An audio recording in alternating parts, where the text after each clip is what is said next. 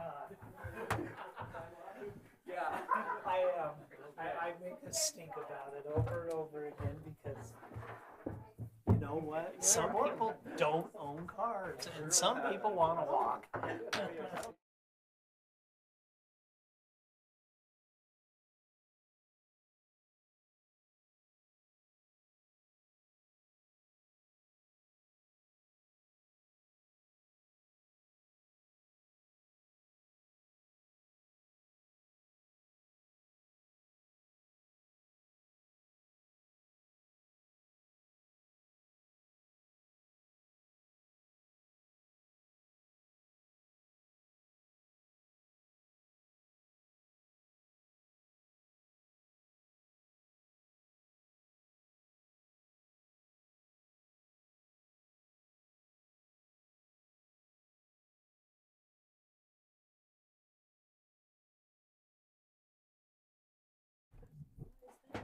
Just fine. Is this, oh, you didn't check.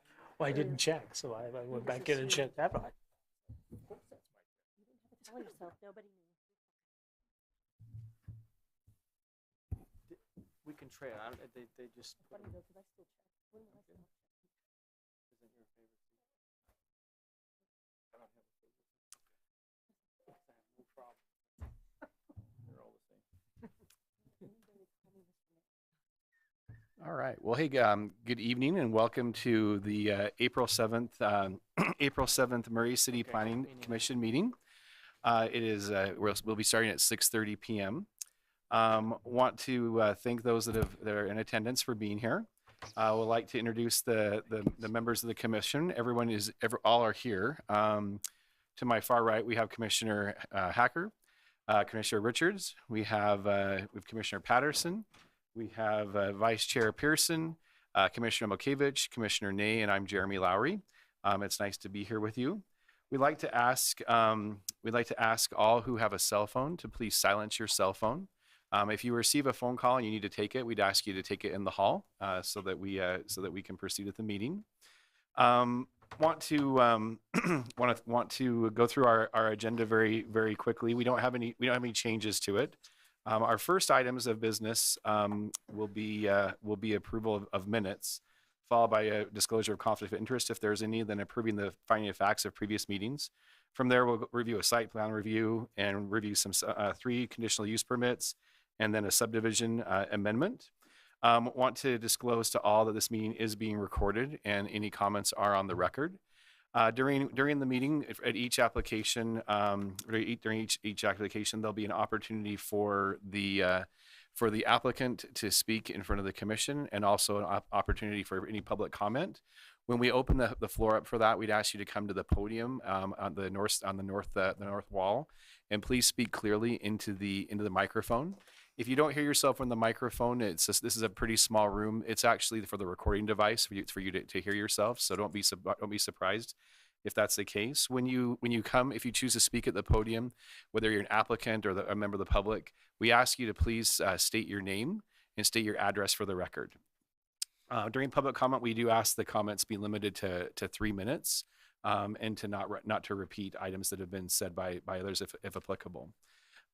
So with that, I think we can go into our business items. The first is an approval of the minutes of our previous meeting, which was on Thursday, March 17th, 2022. This has been reviewed by the commission, and with some minor typographical requests, it will be updated. Do we have a motion for approval of the minutes? Mr. Chair? Yes. I'd like to move that we approve the minutes from the March 17, 2022 meeting. Very good. We have a motion by Commissioner Mokevich. Is there a second? I'll second. Is it seconded by Commissioner Ney? All in favor, say aye. Aye. Aye. Any opposed? Okay, approval. The minutes have been approved. The commission has reviewed the applications. Are there any conflicts of interest that anyone would like to disclose? No. No. Very good. Moving on to the findings of facts. These have been reviewed with no requested changes from our meeting, the previous meeting on March 17, 2022. Is there a motion to approve the findings of fact? Mr. Chair, I'll make a motion that we approve the findings of facts and conclusions for Fernandez Services LLC and Dirty Devil Disposal. Okay, there has been a motion by Commissioner Pearson. Is there a second? I'll second. Very good. We have a motion and a second. Motion by Commissioner Pearson and a second by Commissioner Patterson to approve the findings of fact for Dirty Devil Disposal and Fernandez Services from our meeting on March 27th. All in favor, say aye. Aye. Aye. Any opposed? Okay, findings of facts have been approved. With that, we'll move into this week's the new business for this week. Where the first is a site plan review. The presentation for staff will be made by by Zach Smollett. And Zach, we'll turn the time over to you. Perfect. Thank you so much. Like you'd mentioned, this is a site plan review for a building modification and site upgrades for the property of 5959 South State Street. It's all lovingly known as the old Shopco building, located just right off State Street. Very large parking lot area, large building, some single family residential behind it, large parking to the south. It is in the CD zone, which is the commercial district zone. Any modifications to primary buildings require that the Planning Commission review those. And then as part of that, we are requiring the site improvements for the additional landscape in the area. So this is the plan. So they're planning on providing these 2 new dock stations. They will go down, they will descend about 4 feet into the ground. So it's not just trucks right up against property lines. The back fence there is pretty tall. I think it might be 8 to 10 feet. I'm not sure. And then I tried to do this and try and be clever. I tried to overlay it over the top. So you can see where there will be 4 new landscape islands, 1 right there, 1 right here, and 3 right here. The code requires that no parking space is more than 75 feet from landscaping. So we created a kind of a radial map of where those all are, and that's where we were deficient. We're in those 4 little areas. So also what they're going to be doing is extending this little piece out for a greater turn radius, and then also adding some additional landscaping, closing off these parking stalls. So another reason why this is coming to you is because the back of the property was previously used as parking, and they will be removing all those parking spaces along that back side. They're still well overparked, at least in my opinion, and to the code, they are overparked. So we have no qualms with them removing the parking at this time. I was really bored and couldn't not bored. My dog had an accident in the bed and I couldn't go back to sleep. So I got up at 5 o'clock in the morning and did my site visits. So you get nice dawn early pictures of the fun. So yeah, these are really tall fences. It's nice masonry fence along that east side, buffering from the residential to the east of it. Also, since they are modifying and adding another entrance to the building for the proposed modern display, that needs to come before you guys as well for approval. I tried to kind of give an idea of what that would look like in real time. Obviously, it's not going to be a big giant green screen. That would be fun though. So that's probably what it's going to look like, at least in mass. So it's not too out of scale with the rest of the property.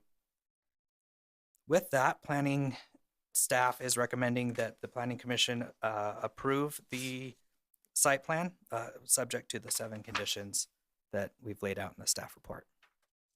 Any questions? Okay. Thank you, Zach. Appreciate it. Thank you. Is the applicant present?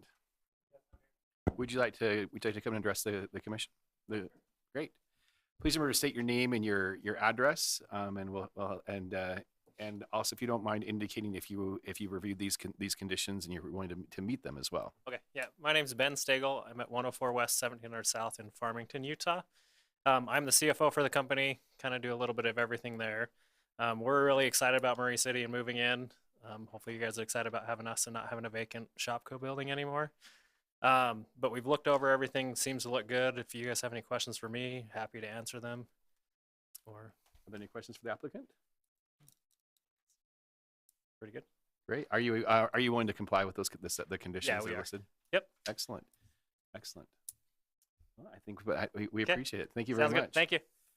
All right. Open it up to any comments from the commission if there are any.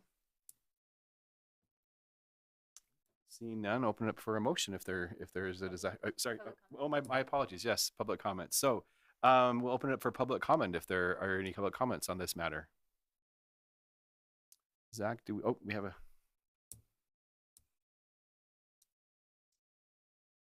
Harold Brockbank. I'm in the medical complex right there to the south of you. I just wonder about the time frame for this. You know, you're going to be a good neighbor. Okay. That's it. Okay. Zach, has there been any electronic comment coming in for via email on this item?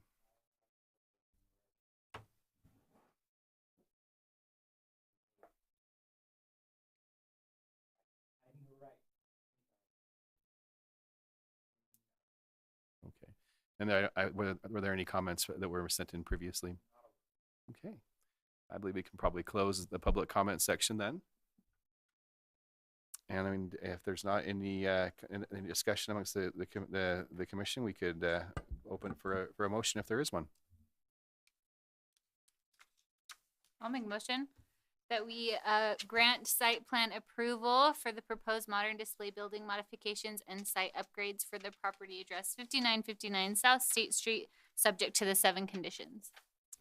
Very good. We have a motion made by Commissioner Patterson for her approval of the proposed modern display building modifications and site upgrades for the property at 5959 South State Street, subject to 7 conditions. Is there a second? Mr. Chair, Yes. I'd like to second that motion. I wanted a second. It's modern display. Well, there's a I think you're well welcomed in the community. We have a second by Commissioner Malkiewicz. And with that, Zach, would you mind conducting a vote? Yep. Commissioner Patterson, Yes. Commissioner Milkevich, Yes. Commissioner Richards, Yes. Commissioner Ney, Yes. Commissioner Hacker, Yes. Vice Chair Pearson, Yes. and Chair Lowry. Yes. Okay, very well. Well, the motion has passed. Thank you very much for coming to our meeting, and welcome to Murray. We're excited to have you, and great best of luck with the project and your business. Thank you very much. Thanks for fixing Shopco. We believe you. All right, moving on to agenda item number 5, which is Salt Lake Powerlifting for a conditional use permit. Seth Rios is presenting. Is the applicant present here for this? Very good. We'll let staff present, and then we'll invite you to come forward. Okay, like you mentioned, it's a conditional use. They're seeking conditional use for a powerlifting gym.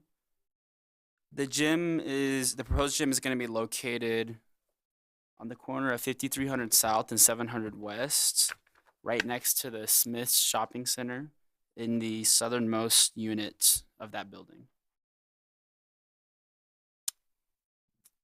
The proposed gym would be in the commercial district, which borders with the R18 zone and has some other residential across 700 West, RM15. And then to the north of it, it has neighborhood commercial zone. There's an 8-foot wall right on the southern side of that property, which separates the R18 zone. That's the only residential it's actually like really close to. And it has like really big shrubs also, so that kind of limits any of the impact that the proposed site would have. The proposed gym would fit the character of the shopping center. There's a lot of different commercial uses in there, in that one area. This is a floor plan of the unit. The gym is a powerlifting gym, and it's going to be a lot smaller than other gyms that you see in shopping centers. The blue on this plan shows just where the different equipment will be. Like I mentioned earlier, activity is gonna be limited to within the gym. It's not like a CrossFit gym where they're gonna go outside and take stuff out to the parking lot or anything like that. It's all gonna be in here, and it's kind of a smaller group of people because it's specifically about powerlifting. It's going to be people who are training for competitions and stuff like that. And the applicant mentioned that he only plans on having 3 to 5 people at a time. And that's during the peak hours of the day, which is usually right before and after work hours. And gym members will have 24-hour access to this gym just through like a keep fob or something like that. This is the landscape buffer area of the property. It currently doesn't have any landscaping at all, so that is a condition that we're asking. The applicant has to bring the landscaping up to date, and it's shown in this little chart right here. They don't have any, and these are the numbers that are required based on the 170 feet of frontage. He mentioned to me yesterday that they're already working to get that installed, so it shouldn't be a problem. And staff is recommending approval of a conditional use permit based on these conditions that are up on the screen, these 4 conditions. Great. Thank you, Seth. Are there any questions for Seth from the commission at this point? I guess I actually do have one. Can we go back one image, please? I noticed that there's some damaged sidewalks.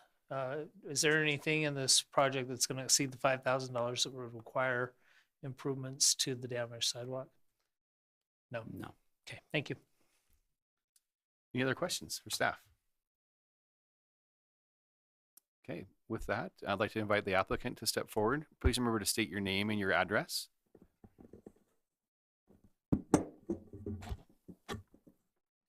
Houston Collette, 689 West, 5300 South, Murray, Utah. Yeah, it's just a really small gym. We have about 12 members. We're only here for 10 more months. It's a 1-year lease or 10-month lease. And then we're planning on moving maybe towards like Sandy or Midvale in like a bigger space. More like a warehouse type of gym, but this is just for like getting the business going. And then I just got from the property manager the landscaping plans. So they got going on that, and then they're going to get started as soon as they can on those. But that's everything. Great. Have you reviewed the other conditions of the 4? Yeah. And you're willing to comply? Yes. Very good. Are there any questions from the commission for the applicant? Commissioner Kivich, I have one thought, but I think it's for us to discuss. Okay, very good. So. Okay, well, thank you very much. We'll open the public comment section of the meeting for this application, if there is any.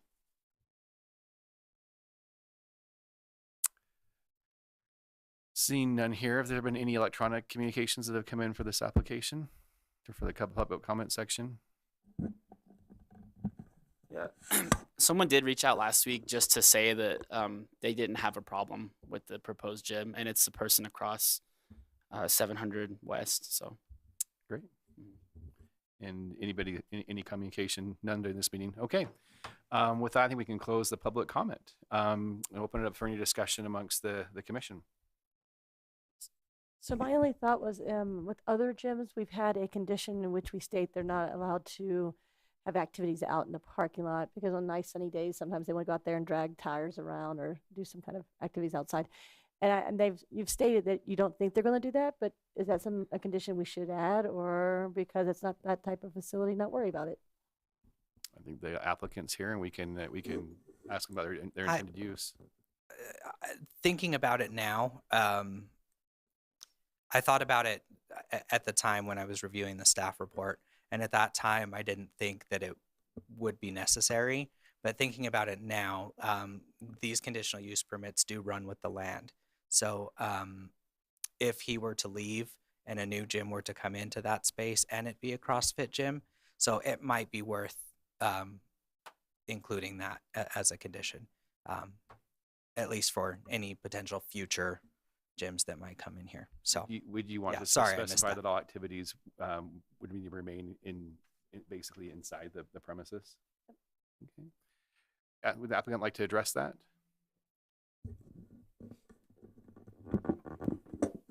Say my name again. No, we know who you are. Yeah, so there won't be any outside activity. Powerlifting, just the sport of the bench press, the squat, and the deadlift. So we have like special competition combo racks, and that's basically where they do all their lifting. So no one's even going to be going outside at all. So you'd be willing to comply with an additional condition for that? Yeah, then? Totally. Great. Thank you. Very well.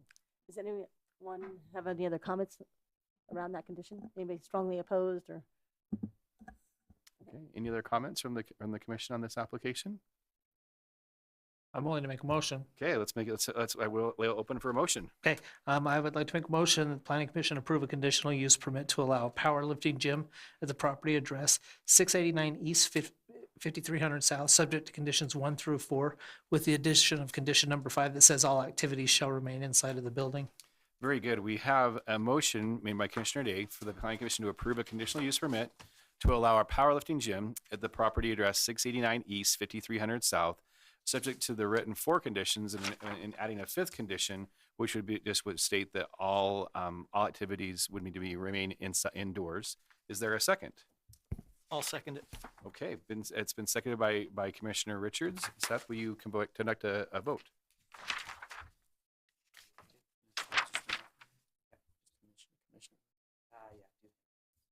Okay. Commissioner Pearson. Yes. Okay, yeah. Commissioner Patterson, Yes. Commissioner Hacker, Yes. Commissioner Ney, Yes. Commissioner Milkovich, Yes. Commissioner Richards, Yes. and Commissioner Lowry. Yes. Very well. The motion has passed. Welcome to Murray. Been here a couple months, it sounds like, but welcome and best of luck with your business. We appreciate you being here. Thank you very much. And it sounds like there might be extra space in the Shopco building in a few months, so. Excellent. But then I'd have to go back to an argument I was going to make and decide not to make because he's leaving. I was going to say, good choice of names. I'm from Houston. But if you're going to bring your powerlifting here, you really should consider Murray powerlifting. Salt Lake. Well, again, welcome and we're happy for you and best of luck with your business. All right, moving forward to agenda item number 6, heavy duty auto is the applicant here. Very good. This presentation will be made by Seth Rios again. So Seth, we'll turn the time over to you at this point. Okay. Thank you. This applicant is seeking conditional use for an auto sales business. The proposed business is located in an office park at 478 South Commerce Drive. You can kind of see it's on the west side of the property. It makes a little L shape. That's the space that she will be renting out. The proposed space is in the manufacturing zone, so it kind of also fits the rest of the area. There's a lot of industrial uses surrounding the space, so it wouldn't be too different.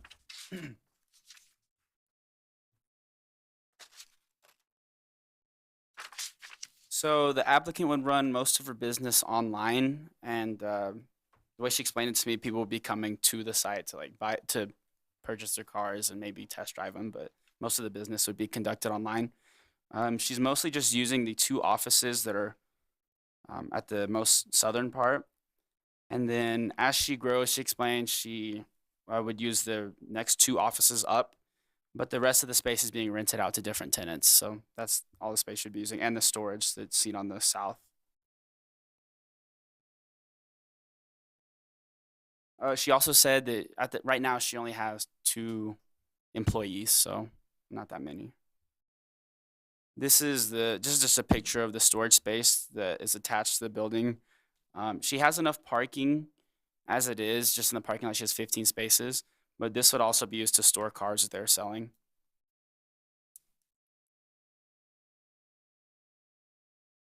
And there is some landscaping done here at this location, but it doesn't have quite enough things. They'd have to add an extra tree and some 1-gallon shrubs on the frontage, but nothing too crazy. And that's just another condition that planning staff recommended. So planning staff is recommending approval of a conditional use permit with these 5 conditions. Very good. Thank you for your presentation, Seth. Are there any questions for Seth on this on this application? Very good. Well, I'd invite the applicant to come to the podium. Please remember to state your name and address. Hello, my name is David Olvera. I'm a brother of the applicant. I'm here representing, and she's having medical problems, so I hope I can Sorry to answer all hear the that. questions if there's any. Just like he said, it's a small family business. we're just starting and trying something new. Hopefully it'll work out. Like he said, mainly it'll be for storing cars and showing, not like a typical car dealer. But if this thing goes as planned, planning to expand, maybe there'll be use of the two offices adjacent to the main one. Great. Can we? But mainly that's about it. Great. Could you say your address for the record as well? Sorry, I'm sorry. You're good. You're fine. It's 4078 South Commerce Drive. Very good. Anything else you'd like to add? No. Have you Happy reviewed? to. Have Yeah. you reviewed the five conditions for I have. approval? Are you guys willing to comply with them? Yeah, of course. Excellent. All right. Well, let's ask if the commission has any questions for the applicant or their representative. Okay. Seeing none, we'll excuse you to have a seat if you'd like. Appreciate you coming down very much. We will open at this point for public comments. Seth, did we receive any comments on this application via prior to the meeting?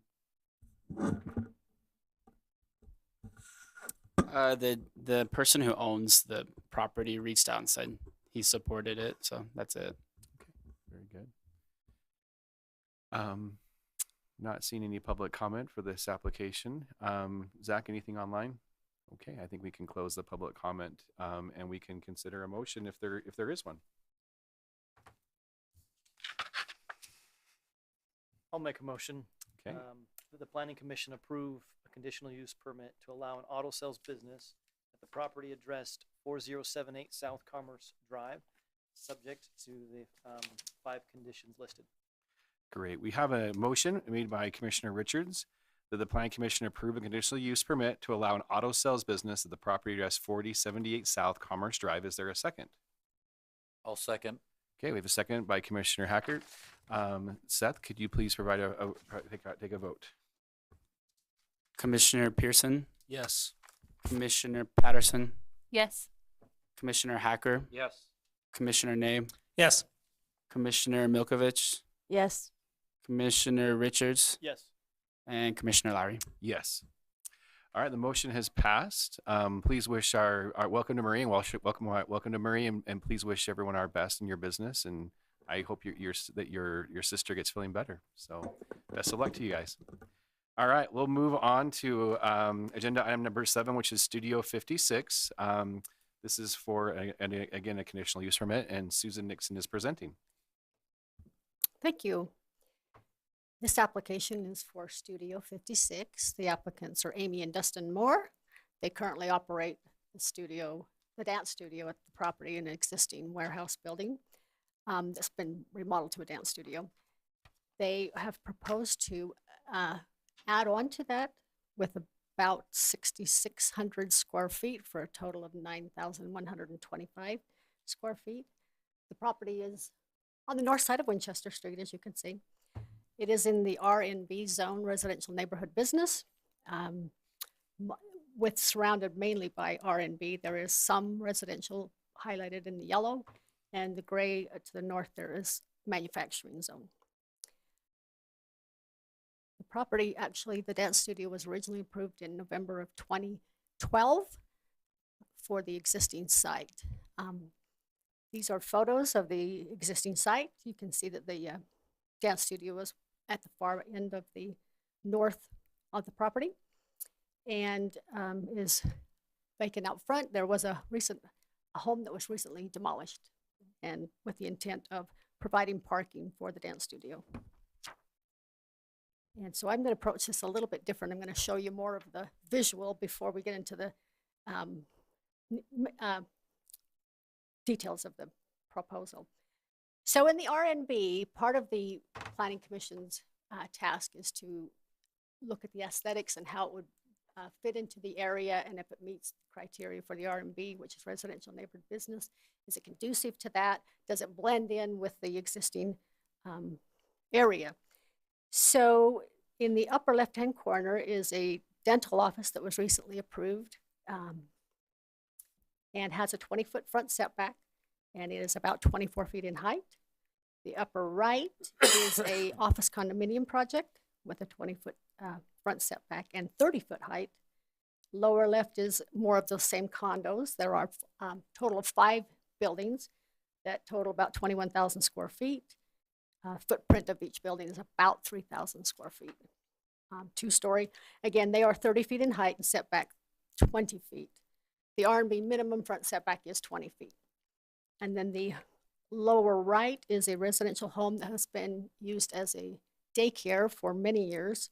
And that is about a 26-foot height and has about a 50-foot setback. So the dance studio is amongst all of that. And so the applicant has provided renderings for their studio. So it would be gray siding, black roof, black trim around the windows, and then white trim. And there's some of the rendering drawings. So the application is to add on to the existing dance studio, as the site plan shows on the left. And with all the parking up front, the proposal is to have one-way traffic enter on, I think it's the east side, enter on the east side, exit on the west side for good flow of traffic where they can drop off the students that come there, and then those who want to park or stay. There's more than adequate parking. The calculations for a dance studio is about one stall for every 185 square feet, which would equate to a requiring 21 total, and they are providing 24, which also includes one ADA accessible stall. And the landscape plan, they do have more than what is required, but they would need to move some of the trees to the front, along the frontage rather than on the sides. They can have all they want on the sides too, but they've got to have a minimum per the landscaping requirement. And I've noted that in your staff report that they would need to provide some additional shrubs along the front and at least one tree along the frontage. The floor plans are, the existing floor plan has a dance studio and office area. The addition would include another dance studio on the main floor, and then 2 dance studios and offices on the upper level. The hours of operation, I'm going to go back to this when we look at the site plan. Hours of operation, in the R&B, there are limitations on the hours, are from 7 a.m. to 10 p.m.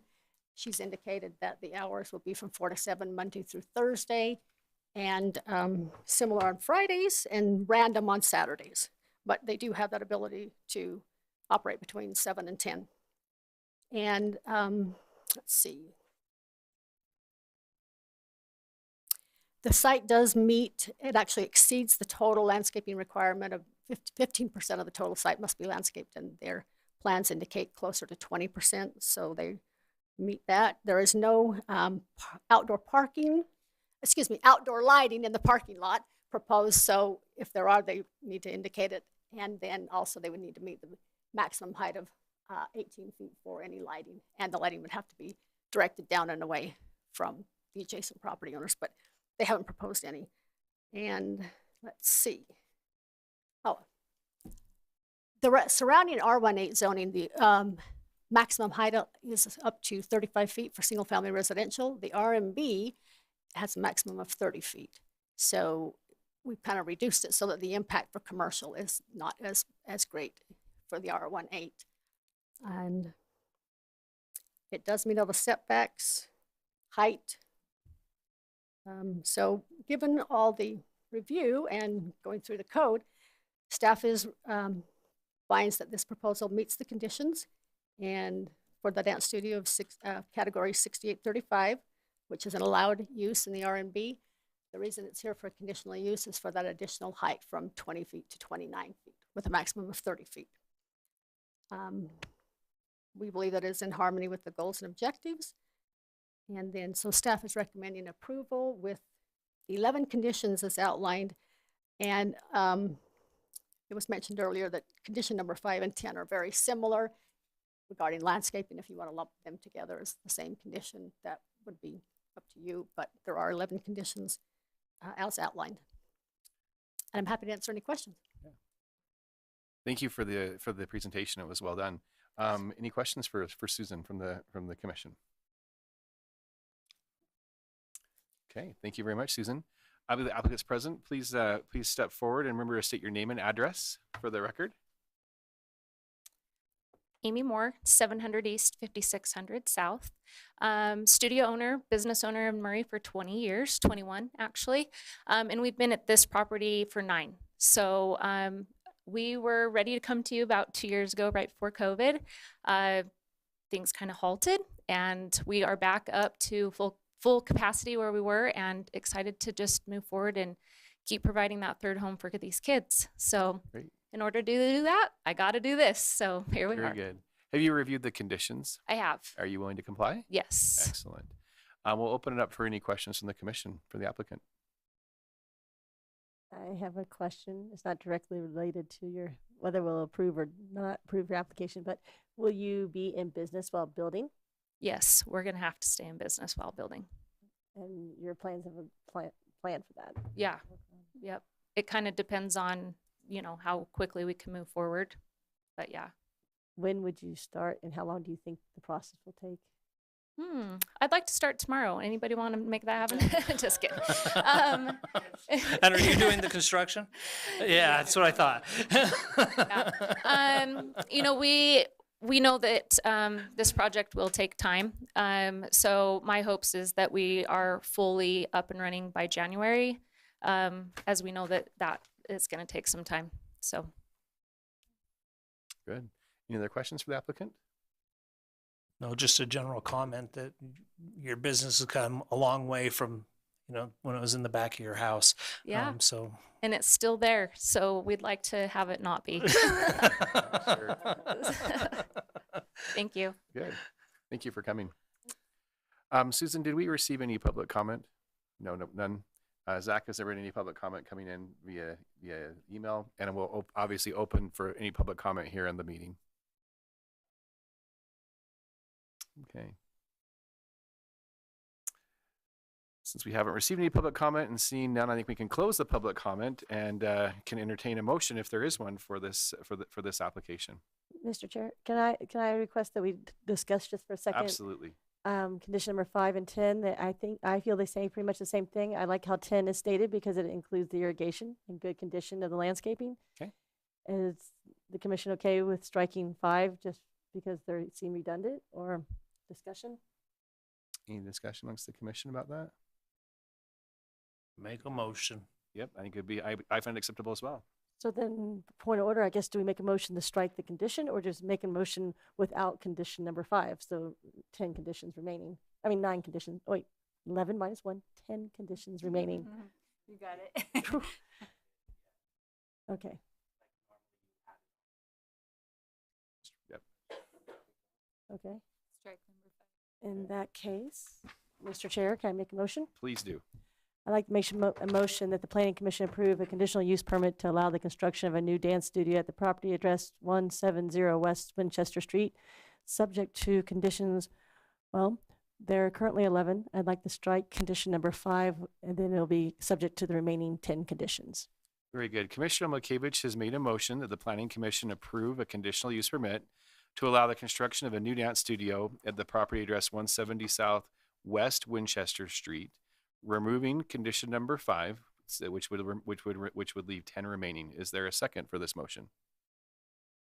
I'll second. Second the motion. Go ahead. Well, I will take Commissioner Hackard's second. Yep. With that, Susan, will you conduct a vote? Yes. Commissioner Milkevich. Yes. Commissioner Hacker. Yes. Commissioner Patterson. Yes. Commissioner Pearson. Yes. Commissioner Richards. Yes. And Commissioner Lowry. Yes. Okay, well, the motion is passed. We want to thank you for... Did I skip Nay? Excuse You me. did. Commissioner Oh, Nay, so sorry. excuse me.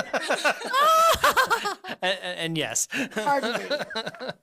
The motion is passed again. Want to congratulate you. Best of luck with your business and your project, and thank you for being here. Appreciate it very much. Thank you. Okay, moving on to agenda item number 8, which is a subdivision, a final subdivision approval. Zach is presenting. Yes, thank you so much. So yeah, this is a request from Mr. Maudsley to subdivide a commercial lot into two lots. I'm just saying lots over and over again. The property is located at 4580 South Commerce Drive.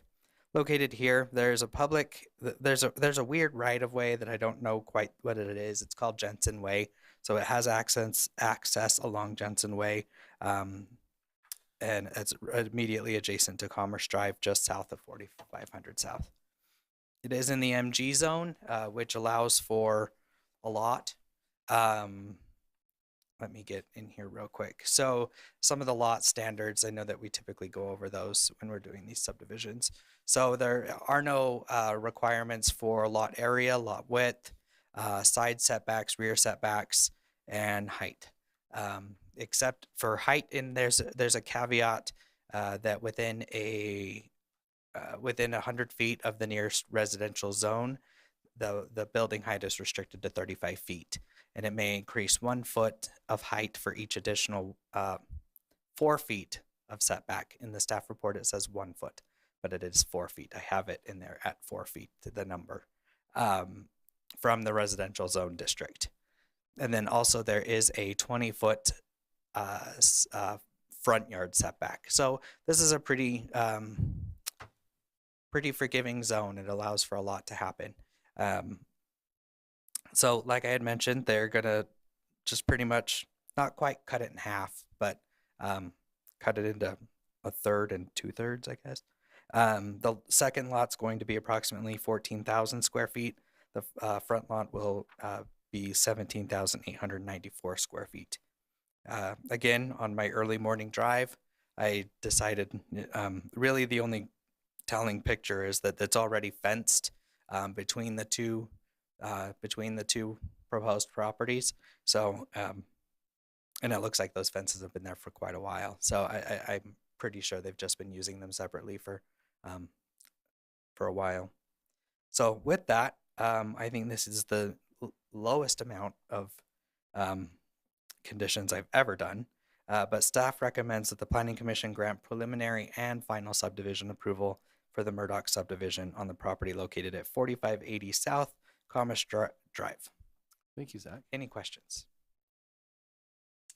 When the engineer doesn't have a list of comments as conditions, that should surprise you. This is pretty easy. Yeah. So Thank you for your presentation. It was you. well done. Any other questions for Zach at all?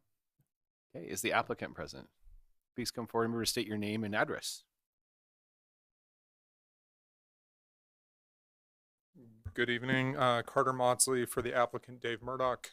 Property is 4580 South Commerce Drive. Very good. And I really don't want to say anything because I think Zach, I right. can only screw things up right now. Are you willing to comply with the conditions? Both of them? Yep. Yes. All right, great. Any questions for the applicant or their representative? Do you know anything about Jensen Lane? We have looked into it. The engineer, when I spoke with them, said that it is still a Murray City property. We had a title report done on the property in anticipation of this. Pulled up no easements, so they have been using Jensen Lane for access. And kind of associated with that, so will there be 2 accesses to each of these, or 1 access to each property, or 1 access that'll access both? The current plan is to keep that access as it has been off of Jensen Lane for the rear property. That's it. Thank you. Okay. Any other questions? No, but lot number 1 or the east facing property has frontage both on Commerce and Jensen, and we'll be able to use both. Correct. Great. Thank you very much. Thank you. Zach, were there any public comments that came in on this? And I'm assuming none electronically either. We'll open the time up for public comment if there is any. Okay, seeing none, I think we can close it, and we'll bring it back to the commission if there's any discussion. Seeing none, we can entertain a motion if there is one. I'll make a motion Very good. that we grant preliminary and final subdivision approval for the Murdoch subdivision on the property located at 4580 South Commerce Drive, subject to the 2 conditions. We have a motion made by Commissioner Patterson to grant preliminary and final subdivision approval for the Murdoch subdivision on the property located at 4580 South Commerce Drive. Is there a second? I'll second. Okay, it's been seconded by Commissioner Pearson. With that, Zach, would you conduct a vote? Yep. Commissioner Patterson, Yes. Commissioner Pearson, Yes. Commissioner Richards, Yes. Commissioner Milkevich, Yes. Commissioner Nay. Yes. Who did I miss? Commissioner Hacker Yes. and Commissioner Lowry. Yes. Okay, very well. The motion is passed. Please convey our best wishes for your project. Thank you for coming. That concludes our agenda items. Excuse me. Staff, is there any additional business that we should be considered this time? I just asked Jared. Okay. So there is one. So just so you all are aware, we are anticipating an appeal to come forward of the Come and Go gas station. We have a meeting with them on Monday to kind of go over that process. So we do anticipate that. We did cancel the April 21st meeting. We only had, I think, one item on there, and so we just decided to move it to the May 5th meeting. Other than that, I think we're pretty good. So What does May 5th look like? longer. I mean, it's still kind of up in the air. I mean, right now I think I have 3 applications, maybe a 4th if this person if they decide to submit more things. So If we need to pack a lunch, you'll tell us. oh yeah, no, I don't anticipate it Okay. to be longer than this one. Okay. Right now, I will caveat that we still have many weeks before Mhm. that time. Um, Zach, could you refresh my memory real quick about the process for the appeal? I kind of want to keep an eye on it. What's the time frame and what's the process for the appeal? So the appeals process, they are, and you'll have to forgive me, Jared, interrupt me, because I'm in the middle of rewriting the appeal text. So some of it might be a little jumbled. But right now, anybody who is aggrieved, and in our code, that pretty much says anybody. Anybody that's aggrieved can appeal the decision of the Planning Commission. However, it is subject to the Planning Commission's decision.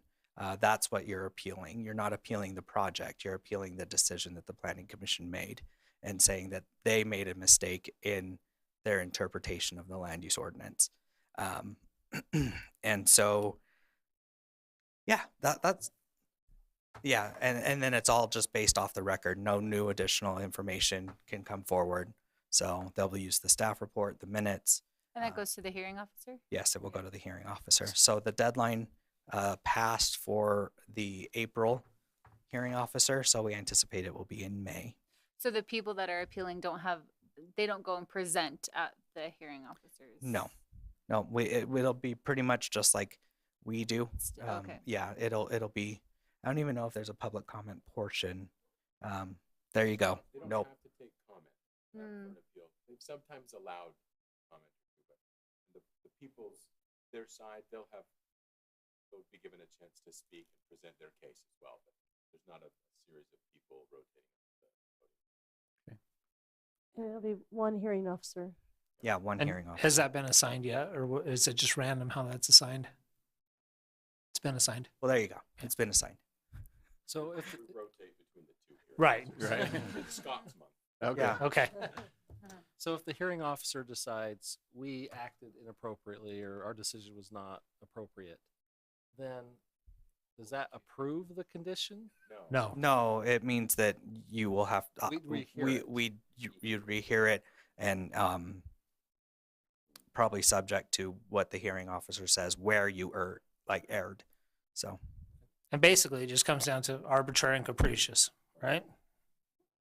Was our decision arbitrary and capricious? or I think so. Yeah, arbitrary, or if there was something that you missed in the code, something blaring in the code that you missed. Nick, if Or I- does Bryant want to speak? Yeah, Bryant. Come on, Bryant. He doesn't want to, but he does have something to share. There are a number of different standards, as you know. The lowest is the arbitrary and capricious. On an appeal, it is a higher standard, but it is it's still lower than a preponderance of the evidence. I can't remember the name of it right now. Zach and I have been going through the code, and so we've seen some different ones on, I believe on variances, it is the arbitrary and capricious, or at least the design review committee. But this is essentially whether a reasonable person would have drawn those conclusions from the evidence that were given, whether or not another reasonable person would have disagreed. And what you're So- saying, agreed to or disagreed, is not whether, it's whether we're following the ordinance. Correct. So the hearing officer looks at the administration of the ordinance, how it was interpreted, how it was administered, and whether they agree that there's enough evidence that a reasonable person would have done that. Is there a definition for reasonable person? Not anymore. Not. Okay. When was that dropped? I'm guessing early So- 2020. So Zach, can I ask, the meeting on Monday, is the people that are appealing, Mhm. is that to go over, like, so that they understand Yeah. that it doesn't mean that this wouldn't come back, that this wouldn't, I guess, what am I trying to say? Yeah, We're it not doesn't, rehearing the project, right? right, or that project would still come back and could be approved with, you know, the changes, maybe if the hearing officer, like best case scenario is the hearing officer maybe makes some changes to, for them, Very- for very their, rare, right, yeah. right. But I'm saying as the person appealing. I think they would just it would just be sent back Right. as to review Specific items. Things. But that's what I'm asking. Did they, that you're going over that on Monday, that's what that, Yeah, on that's what the process. Yeah, on Monday in our application, it says that your first step is to meet with staff Got it. and go over the process and what So it they is. understand that like the come and go will not be like killed. Like it's like not gonna like. You would hope so. In the So- worst case scenario for you as the commission in an appeal like this, it would be that they would appeal and the hearing officer, and they would appeal saying, you know, they should have looked at, I'm just going to pick a random. Yeah. Sorry, I'm loud now. And so the worst case scenario for the planning commission would be that, and Bryant can stop me when I get this wrong, would be that your role as the planning commission looking at a conditional use is to say, how does this work? Does it fit the ordinance? What conditions do we need to apply? And the only time you say no to a use is if you can't apply conditions to mitigate the impacts. Right. So the worst case scenario for you as a commission would be for a hearing officer to look at what you did and say, well, you really should have looked at the traffic and said, there's no way for us to mitigate these reasonably anticipated traffic problems. So you should have turned it down. So I'm going to say it's turned down. That in that case, you could be overturned, I would think. But that's not going to happen. Because if we didn't feel like we had a traffic study that says it'll get better with the changes they'll make to the accesses to the site. So that's not going to be the case. So the things that are going to be reviewed, we want to make sure they understand that. We put that in an email to them when we told them how to apply. Like Zach mentioned, it's in the application form, but people sometimes it's better for them when they hear it face to face. And we just want to have that sit down meeting with them and say, we're going to help you make this application because that's our job. But it was also our job as the staff of the planning commission to advise them what to do, and we advised them to do it. So clearly, we're not going to be recommending that this appeal get approved. We're going to be arguing against your appeal. So you need to make your own arguments for the appeal and walk them through that. They'll have a chance to do that Right. kind of thing. And- It helps them understand what to do. And to make it a learning opportunity for all, Mhm. the community and the board as well. I'm assuming at some point we would be informed of what the grievance was, meaning if they're going to come to you and say the lighting was out of ordinance or the signage is out of ordinance Yeah. or the density or something, what Sure. the grievance was. Because at this point, we haven't been given a specific grievance. They're just But- appealing. right? Yeah, and I would at this point I'd say we haven't really either. We took a series of emails from them after the meeting saying this is ridiculous, et cetera, or you know we don't agree. The planning commission should have told them no. How can you do this? The same kind of things they said in the meeting. So other than that, we don't know what their specific grievance is either because they have not filed the application. They just sent us emails saying they wanted to appeal, and we had to advise them that it's more So complicated. that, than to outline the process, it's unfortunate they feel aggrieved. They have the right to air their grievances and to make an appeal. They've indicated they will do that. You have a meeting next week with them. we believe that they'll prepare a presentation to meet with the hearing officer. I think the question is, will we see their presentation, or we not see that unless the hearing officer agrees? I don't think you would. It's not, I don't, correct me if I'm wrong, but it wouldn't be advisable for you to participate in the meeting. Because if it comes back to us, then we've Right. So we don't broadcast those the way we do these. We don't. So really, for the best thing, so for us, we'll wait, and if the hearing officer agrees that an error was made, then they would provide guidance, and we'll follow that guidance in an appeal, basically. Yeah, is that right? That's exactly right. And if the hearing officer agrees with our decision, then they can appeal again. They can file suit in district court. Yeah. Or a court of competency. Third district court. Thank you. Go ahead. If by chance the hearing officer overturns your decision and says there was something missed or whatever, that is then brought back to you folks, and then you have to address those issues if there are any. So it would come back to you if it's overturned. Sure. So If it's not overturned, then they still have the option of appealing it to district court. if it goes to district court, who pays for what? Meaning, is the applicant defending the decision? Is the city defending the decision? Who do they take to court? Bryant. They'd have to file pay for their stuff, and Bryant does ours for free. Well, does it feel like free, Bryant? Really? Sure. It feels free. No, like Jared said, essentially they would pay to file a district court action. They would be the plaintiff in that action, are probably listed as the petitioner, saying there was an error, and yes, the city would defend the decision of the hearing officer and the planning commission, and then we'd go from there. We don't get too many of these. We had one. One right here. Right here. I know that at least 4 of you were on the commission at that point. Were you, Ned, when that happened? He was on the review committee. Oh, okay. What was it? So that one, the new building that's being built right here. It that was one the was Murray a First pretty Ward. complicated case. This would be much, in my mind, much different. Yeah.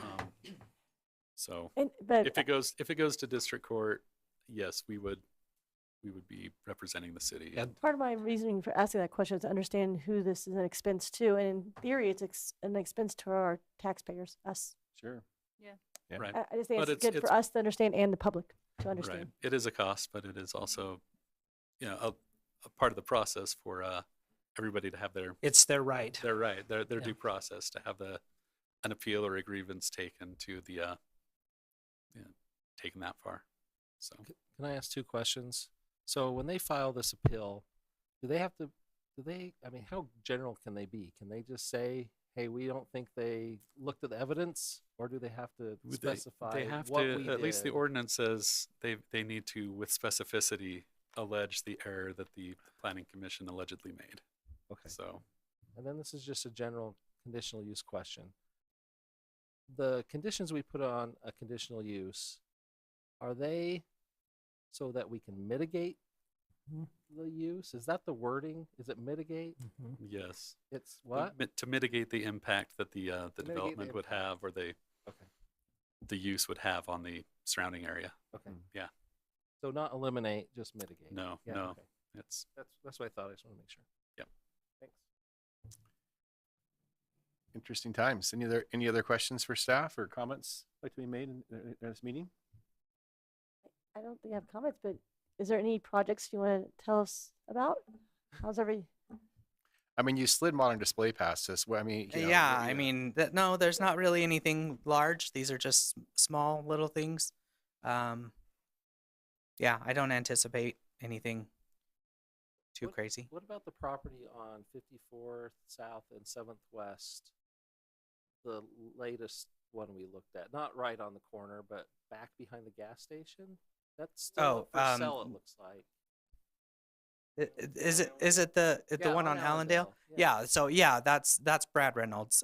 He does have, he hasn't formally submitted anything. They're still moving forward with that Yes, whole plan. yes, he is very much moving forward. I will say that you guys should probably gear up for a busy summer. We have a lot of state mandated things that we need to do.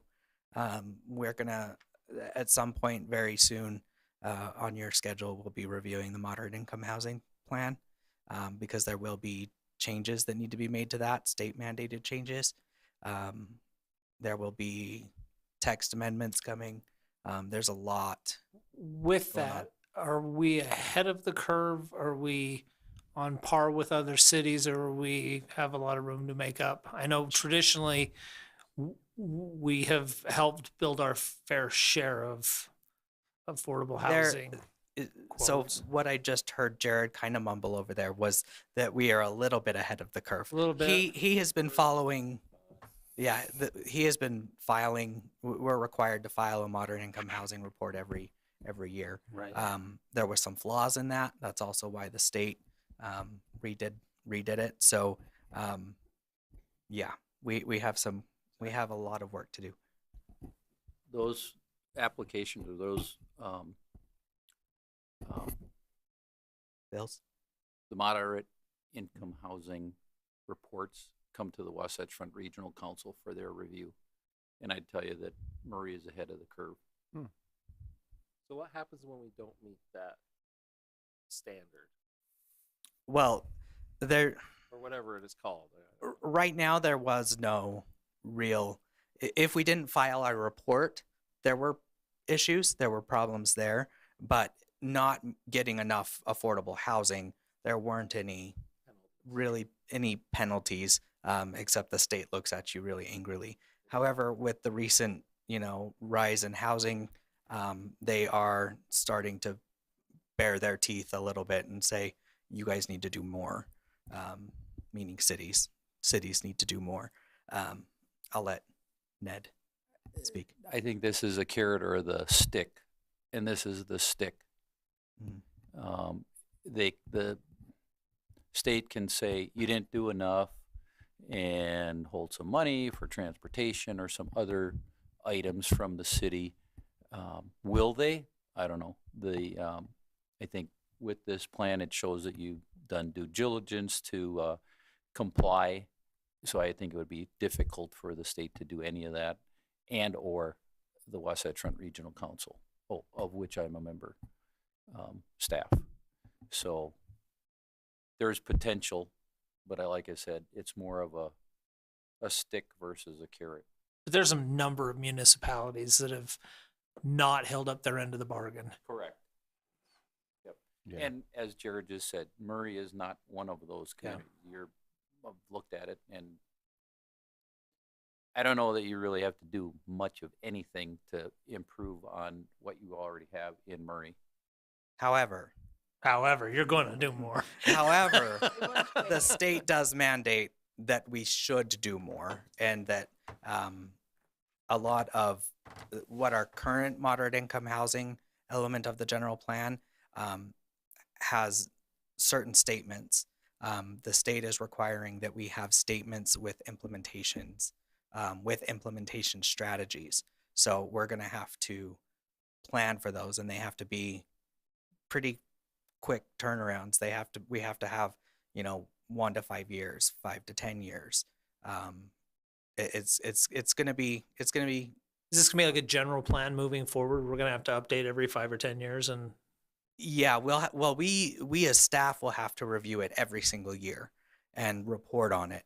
And then once we've done that, we're not out of the woods. We have to reevaluate and redo that.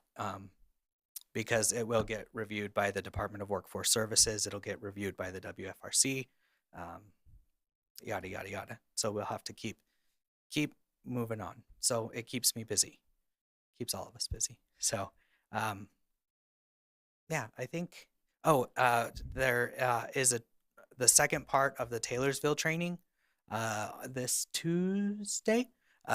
upcoming Tuesday at Taylorsville City Hall. From 6 to 8. So if you want to get a couple hours in for your required trainings. Also touching on that, I wasn't going to, but I'll touch on it now. I'm a nerd, and I watch a lot of YouTube videos.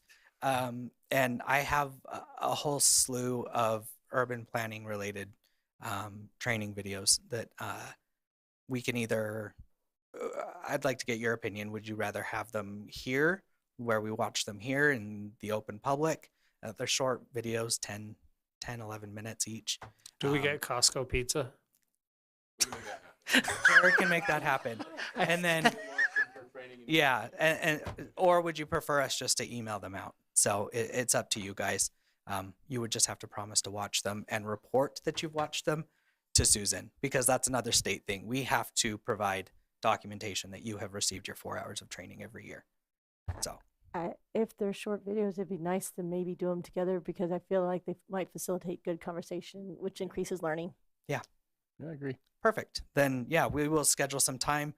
We might, on just a smaller agenda, just put a couple of them together, just so that you can watch them. The training on Tuesday, did you send that to us? Susan did. You did? I didn't. I must have missed it. I sent it a couple of months ago, Oh, like January. was The it in first, the the original first half one? was in February.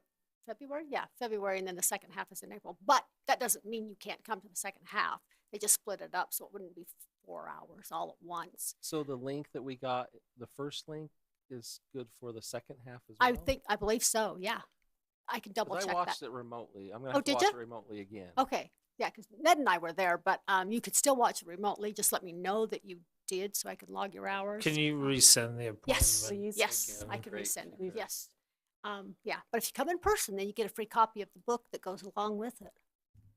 And can Which you is nice. can you record this last 20 minutes as training? Since I think we really did do like actual land use training for the last 20 Wait, don't minutes. stop the clock yet. I have 2 more questions. Can I ask you Yeah, 2 that's a good questions? First was during the last election for mayor, there was a whole lot of discussion about the general plan, and I feel like everybody agreed we should readdress the general plan, update it. Where are we with that? Have we started the process, started talking about it, time frame or timeline? And then my second question is the MCCD. I'm getting nervous that our MCCD is not going to be as great as we want it to be, because everything else around it's going to be great. The 4800 loft is great. They're really building up the old Walmart, across from Walmart, the old Kmart. We'll have all these little mini cities already. So talk to me about the MCCD and general plan. Let me start with the general plan. So we're going to do, or we have funding to do with last year's money that we haven't finished spending yet. We have money to do a housing study. So this is going to relate back to the modern income housing as well. We have that Zach mentioned that we have to update for our general plan, and for the state legislature. And frankly, the human condition dictates that we do everything we can, really beyond the requirements we have. Affordable housing should be on everybody's minds. And it really very much is. The council talks about it a lot. We want to see what we can do to make things better without ruining what we have going well for us, right? And that's going to take creativity. To that end, we have a housing study funded. We haven't selected someone to do that for us, but that's going to generate data about our current conditions and situation in the city. That'll happen this summer, this fall. Next year, we're asking for money to turn that data into an actual housing plan, not a modern income housing plan, a housing plan for the city, standalone, attached to the general plan, however you want to view it, but a housing plan that would tell us where we can handle different densities, what kinds of housing we need to be looking at, what programs we should implement, those kinds of things. That will in turn then be able to inform that modern income housing plan better, and we'll be in a better position to comply with the state. All of that brings me to when we've asked, we want to get those 2 things in place before we start looking at the general plan as a full reboot again. So we've asked for money for the general plan in the fiscal year after that. I forget which fiscal year it is because I get confused by all the dates, and it works from July to July, so I get really messed up. But we want to start that general plan process in a couple of years. Within a couple of Sounds years. like 25 is what I'm hearing. Yeah, 2025, that fiscal year would be 2024 to 2025. That's when we want to start it. Figure it'll take us a year and a half to do it again, the full process. So we'd start in 2024. Jared, in today's world, what is a moderate? What would be defined as a moderately priced home? That's flexing all the time. But for example, the AMI for the county right now is, what did you tell me this morning, Zach? $92,000 for a household of 4. 4-person household, $92,000 in Salt Lake County for the area median income. So 80% of that, 30% of that for the cost burden. And that's your number. And nobody's going to hit it. It's going to be like $250,000 or something. That would be that would be the low, not the moderate, right? That would 80% is the beginning of the moderate. Okay. So $1,858 for monthly rent for a family of 4 is the 80%, or is that's 80%? Okay, and then what low would be 60% of the area median income. Goes 80 to 50 to we have families in the 35% of the AMI range. So, and those they're almost just for as an example, our moderate income housing report every year shows us that we have like 1,000 units in that 80% category, more than we need, more than we would need. We have a deficit of 2,000 some odd units in the category for 50% and under, and the 30%. So for moderate, it'd be $1,800 a month rent. A family making 80% can only afford about $1,800. And low would be at 50%, so that would be roughly 46,000, and then 30% of that is going to. So that's about $1,000. $700 a month. My math's is that the 30% one, 35? I mean, so yeah, 50 would be about 1,000. Right, and then $700 a month for a family of 4, a household of 4 at that 35%. Yeah, without the utilities, because nobody in Utah pays your utilities. So that's and are we focused on the moderate or the low? Because that's both. We're focused on all of it really, but it's really hard to provide that without serious subsidies. It's hard to provide that 35%. Almost, I don't know how to do that. I've never been able to do that. Yeah, 50% today would be very difficult. And so what does neighborhood work shoot for? NeighborWorks works mostly in that 80%, but I'll be honest and tell you, because of the way that the climate is, they'll go to 100%.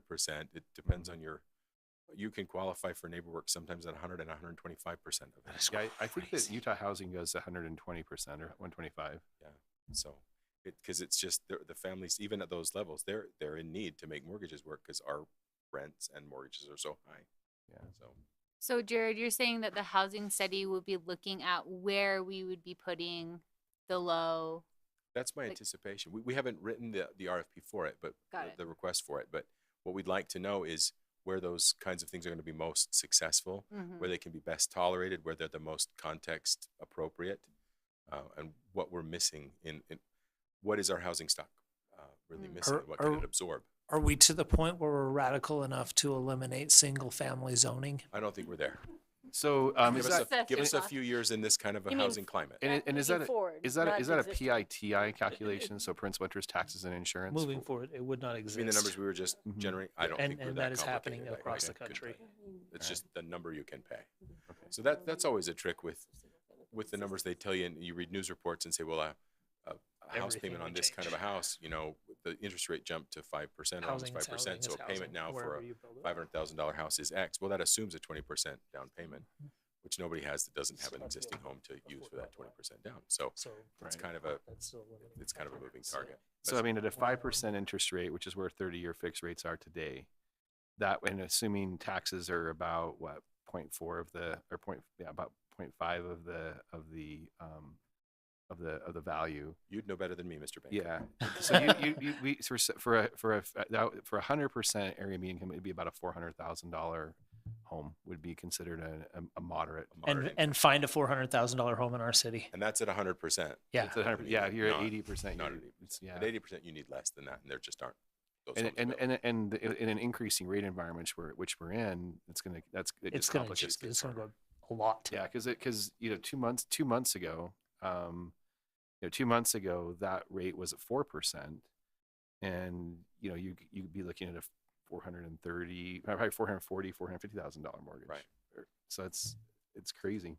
It climbs fast or sinks depending on the point of view you're looking at. So that's where we are with the general plan. We'd be going forward in 2024. So along with that answer, that's a wonderful answer. Now help me understand who helps the public know that timeline and what we're working on. Is it the mayor's job? Is that the planning commission? That'll come out in the budget hearings because we're asking for those monies in our capital improvements plans, and that's money going forward in those different fiscal years. So we'll present it that way. So that's what we're looking for. I know there's a lot of push for us to start it immediately, and I think my opinion is that would be a mistake. It'd be somewhat a waste of time because we were missing crucial information. We need to lay a little groundwork, especially for the housing plan portions of it. The moderate income housing portion of it's going to be very important going forward, like Zach was talking about. We need groundwork for that. So we'll start with that and then begin the general plan in 2024. But that's kind of where we're coming from. So we'll see if everyone agrees with that. Aren't you glad you signed up for the new job? No. Not today. Ask me another day, Travis. No, I'm having a good time. So. Bring it back to the hard questions. Then part 2, MCCD. Oh, MCCD. Yeah, that's right. I was trying to sneak away from the podium before. No, so we're looking at the MCCD, and the council's interested in talking about that again, and we'll want to have discussions with you all as well about the MCCD zone, and not just the MCCD zone, but the other mixed use zones as well. They're all kind of on the table. I don't know that we'll see huge changes to them. I don't know what to tell you yet. It's all still in too much flux for me to say where it's really headed. But I do think, I'm confident that we'll keep the good things that have been happening. I don't think we're going to lose all of that. There's enough kind of thoughtful consideration on the council's part about what it really needs to do, that they're not going to throw the baby out with the bathwater, I don't think. That's good to hear. And do we have? Oh, the survey. Sorry. So Zach's saying survey. I think we mentioned they approved a survey to be done about the MCCD. They're going to do a scientific survey, a random sample survey of the city, to ask people what and those questions haven't been written, but in essence, they want to get at what people want for the downtown, what kind of things they want to see in the downtown, what kind of tolerance they have for density in the downtown, what their opinions are about things in the downtown area, meaning the MCCD zone. That'll be the beginning of that conversation. We can go from there to those will be open houses and beautiful conversations, and I'm sure wonderful ideas will come out of it. Any proposals to make State Street a 25-mile-an-hour street? You're going to have to. You could make one. Because that's what you need, right? Short of that happening, We won't go have holiday. State Street is not going to be holiday.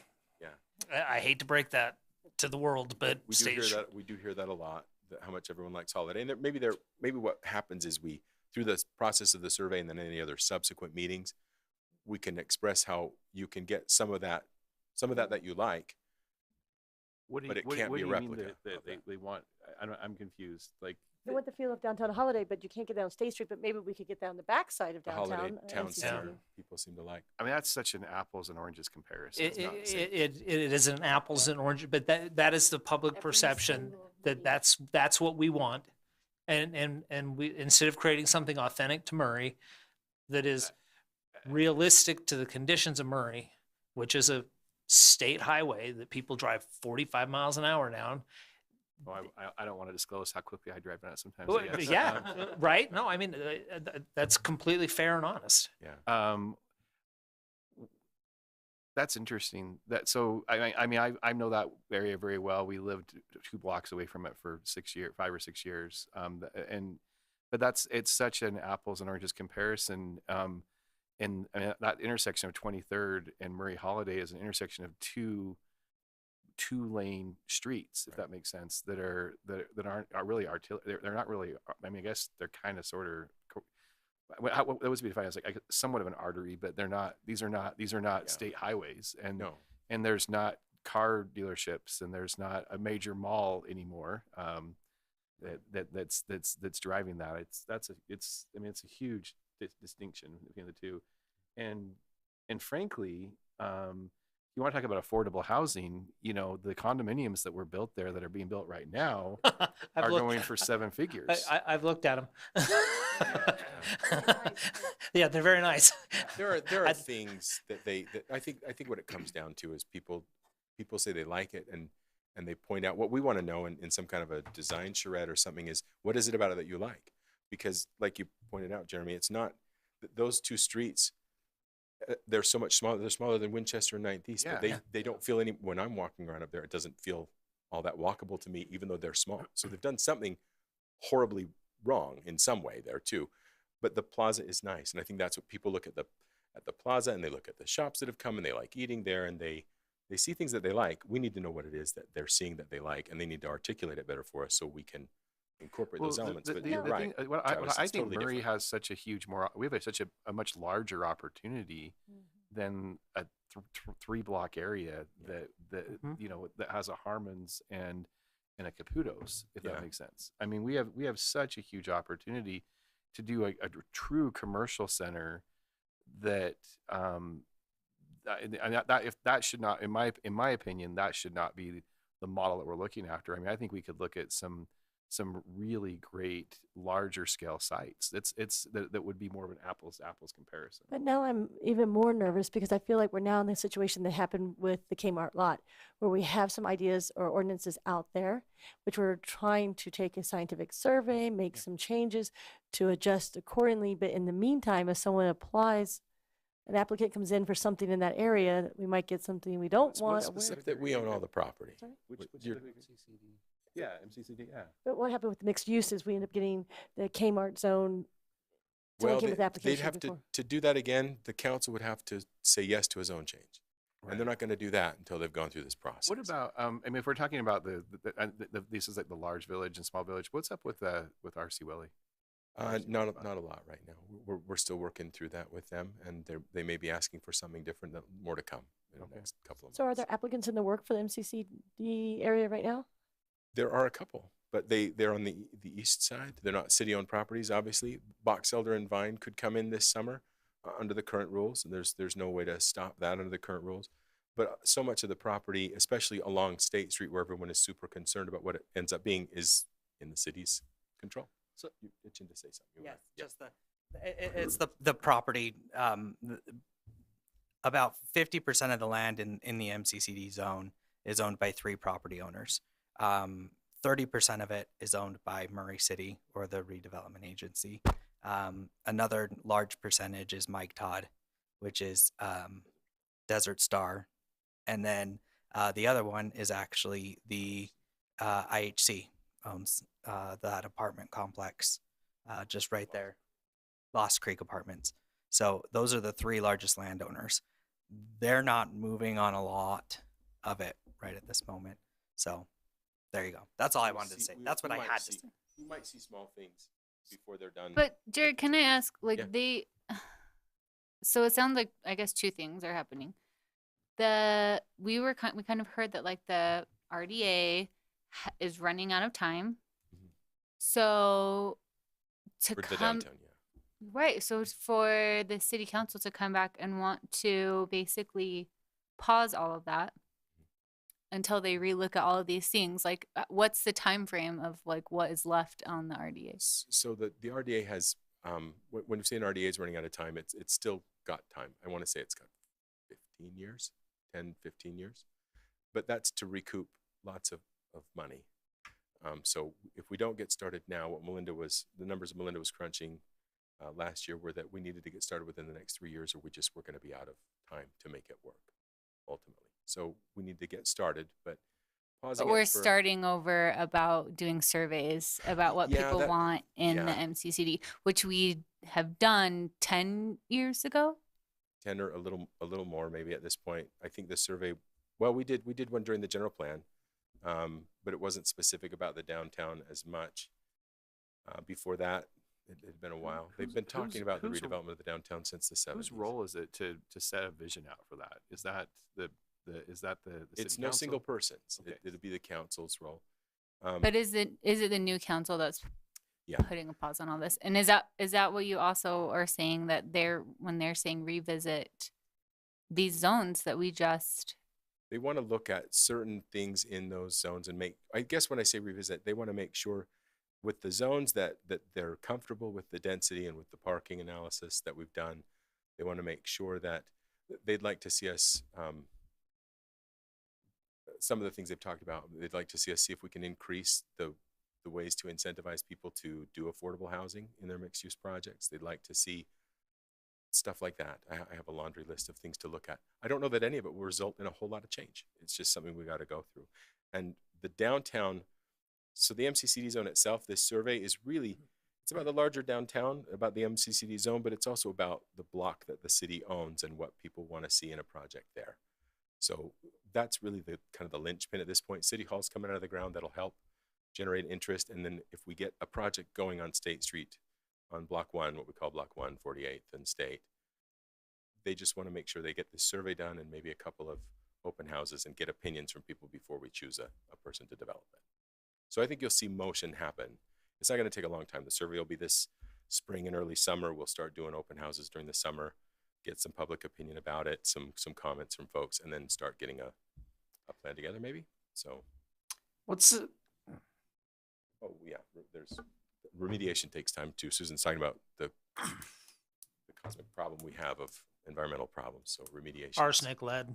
Yeah. All the good stuff all that, anything all you the good develop. stuff that we want to bring back the good old days when the smokestacks were here and they should still be here. And Any development you do will have a remediation process as well, so it'll take time.